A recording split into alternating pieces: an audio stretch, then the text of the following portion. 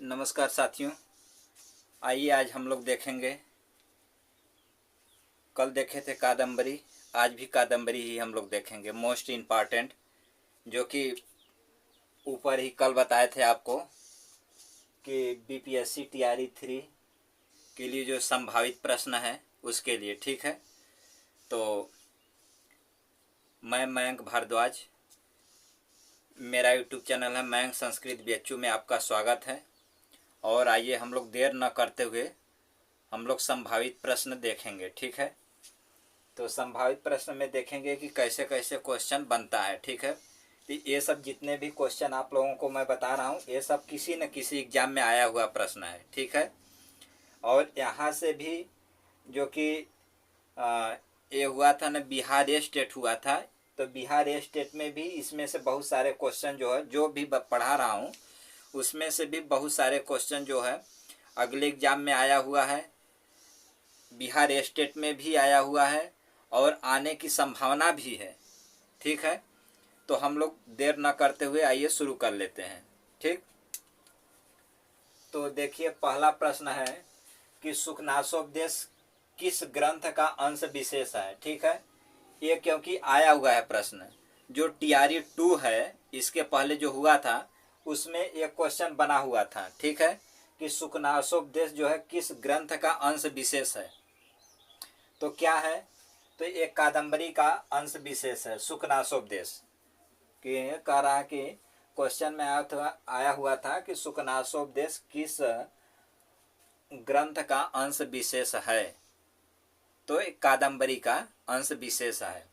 अगला क्वेश्चन हम लोग देखेंगे कि शुकनासोपदेश कादम्बरी का अंश विशेष है, लेकिन इसके रचयिता कौन है। ठीक है, तो कितना लोग कन्फ्यूजन हो जाता है कि बाण भट्ट तो लिखे हैं, कादम्बरी लिखे हैं, हर्षचरित आख्यायिका लिखे हैं जिसमें 8 उच्छ्वास है, कादम्बरी कथा है, इनका और रचनाएं हैं जैसे पार्वती परिणय है, चंडी शतक गीत काव्य है, मुकुट ताडित जो है ये इनका जो है नाटक है, 2 नाटक है इनका। ठीक है, पार्वती परिणय और मुकुट ताडित, और मुकुट ताडित जो है इनका जो है 2 काव्य नाटक है, और खंड काव्य यानी गीति काव्य जो है चंडी शतक है। ठीक है, ये सब भी आपको ध्यान में रखना है। तो ये कभी कभी पूछ देता है, ये भी क्वेश्चन में पूछा हुआ था कि शुकनासोपदेश के रचयिता कौन है। ठीक है, तो शुकनासोपदेश के रचयिता जो है बाण भट्ट ही है। कादम्बरी का एक जो है पार्ट है शुकनासोपदेश, जिसमें शुकनास जो है मंत्री है। शुकनास, ये भी क्वेश्चन बना हुआ था कि शुकनास जो है क्या है, मंत्री है, राजा है, क्या है वो, तो शुकनास जो है यह मंत्री है। ठीक है, तो शुकनास जो है मंत्री है, तो मंत्री है तो क्या है, तो शुकनास जो है, शुकनासोपदेश के रचयिता कौन है, तो शुकनासोपदेश के रचयिता जो है बाण भट्ट ही है। और शुकनास जो है मंत्री है तो किसे उपदेश देता है, तो चंद्रापीठ को उपदेश देता है। किसके विषय में उपदेश देता है, तो कह रहा है कि आप अमात्य यानी मंत्री जो है, मंत्री का कर्तव्य है कि राजा को अच्छा परामर्श दे। तो क्या ये राजा बनने वाले हैं, तो इनके गुण अवगुण के विषय में बता रहे हैं। ठीक है, तो आइए आगे देखते हैं कि शुकनासोपदेश में किसे अवनियों का घर नहीं कहा गया है, ये ध्यान रखना है। ठीक है, कि नहीं शब्द तो आपको बार बार ध्यान रखना है कि नहीं शब्द को बार बार देखना है। ठीक है, हाँ या नहीं। तो देखिए शुकनासोपदेश में किसे अवनियों का घर नहीं कहा गया है, ये पूछा है कि नहीं कहा गया है। ठीक है, तो नहीं कहा गया है तो ऐसर तिमिरांधत्वम, ये नहीं कहा गया है। अब आपको कैसे पता होगा कि ऐसर तिमिरांधत्वम इसे नहीं कहा गया है, क्योंकि कहा किसे कहा गया है, तो जब उसे जानेंगे कि किसे कहा गया है, उसे जब जानेंगे तभी ना आपको पता होगा कि कौन सा नहीं है। ठीक है, तो 4 चीज है, आइए उसे देख लेते हैं कि अवनियों का घर है, यानी कौन कौन से अवनियों का घर है उसके विषय में हम लोग देख लेंगे। जब उसे देखे रहेंगे तो क्वेश्चन में यदि आएगा कि पूछेगा कि नहीं है या पूछ दिया कि है तो बता ले जाएंगे। ठीक है, तो आइए देखते हैं कि अवनियों का घर है कौन कौन सा है। तो पहला है कि गर्भेश्वरत्व। ठीक है, गर्भेश्वरत्व। ठीक है, पहला है कि गर्भेश्वरत्व, दूसरा अभिनव औनत्व, तीसरा अप्रतिम रूपत्व, और चौथा है अमानुष शक्तित्व। यानी अलौकिक शक्ति इसे भी बोलते हैं। ठीक है, ये चार जो है अवनियों का घर है। तो हम लोग देखे रहेंगे कि चार चीज जो है अवनियों का घर है। इसके अतिरिक्त यदि कोई दूसरा पूछ लेगा तो हम लोग क्या टिक मार देंगे कि नहीं है। ठीक है, तो चार चीजें बढ़िया से फिर से देख लीजिए।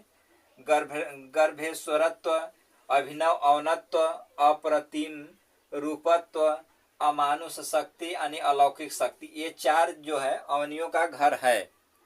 ठीक है, इसके अतिरिक्त जो है ये पूछा था ऐश्वर्य तिमिरांधत्व मानिए नहीं है। तो चार चीज हमको ये रट लेना है। ठीक है, याद कर लेना है। आइए आगे देखते हैं, सुकनास किस राजा का प्रधान अमात्य है। देखिए अभी आगे चर्चा बता रहे थे कि सुकनास किस राजा का प्रधान अमात्य है। तो सुकनास जो है तारापीठ का अमात्य है। अमात्य मतलब मंत्री होता है। ठीक है, अमात्य मतलब क्या होता है, अमात्य मतलब मंत्री होता है। जो लोग नहीं समझते हैं वो समझ लें कि अमात्य मतलब क्या होता है, मंत्री होता है।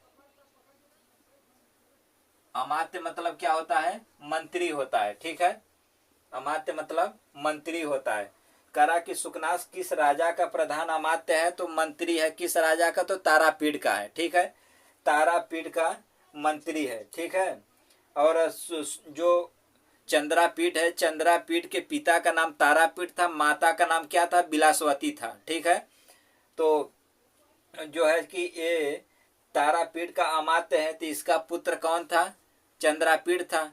तो भाई इसका तो दायित्व तो बनता है कि मंत्री को आदेश दे राजा कि जाइए मेरे पुत्र को, अब मेरा समय हो चुका है और अब मेरा पुत्र जो है उसको राजपाट देना है।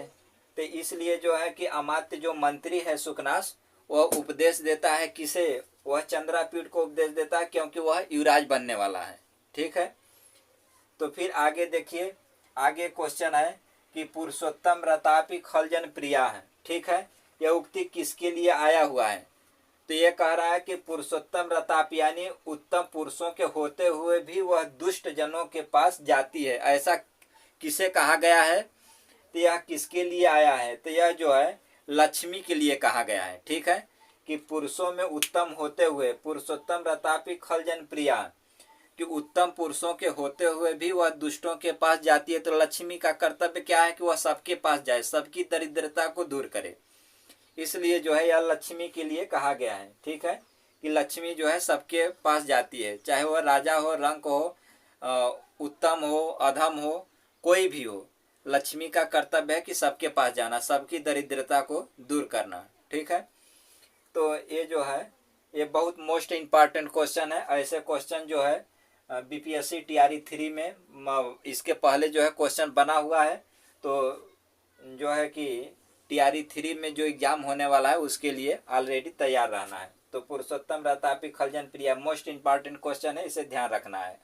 तो फिर अगले वीडियो में मिलते हैं, तब तक के लिए जय हिंद। मेरे चैनल पर पहली बार हो तो प्लीज़ मेरे चैनल को सब्सक्राइब कर लें। मेरे चैनल का नाम है मयंक संस्कृत BHU में आपका स्वागत है। और नीचे अगर कोई राय हो तो आप कमेंट बॉक्स में ज़रूर कमेंट करें। ठीक है, तब तक के लिए धन्यवाद और मिलते हैं अगले वीडियो।